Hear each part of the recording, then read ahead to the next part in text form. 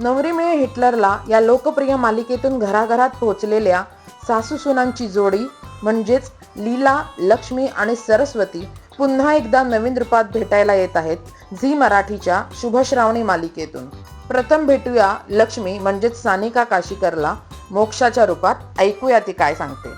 मोक्षा काय ही back to back Zee सोडायचंच नाही असं हे जे तू ठरवलेलं आहेस की आता एक मालिका झाली पुन्हा एकदा तू झी वरतीच येते आहेस, तर काय सांगशील त्याच्याबद्दल?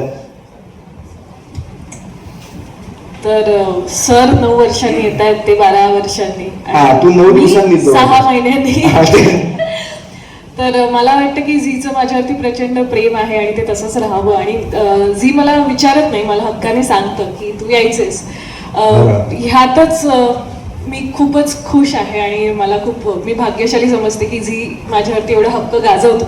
आणि मला अजून छान म्हणजे दुग्ध शर्करा योग म्हणजे हे जे मोठे दिग्गज कलाकार आहेत ज्यांना लहानपणी मी झी मराठी बघता बघता मोठी झाली आहे, त्यांच्याबरोबर आता मला खुद्द काम करता येतं आणि काम करायला संधी झी मराठी देते. तर ह्याच्यासाठी मी I am more than blessed. I feel amazing. पण तू एकटी नाही आहेस, तुम्ही गँग बनवून आलात.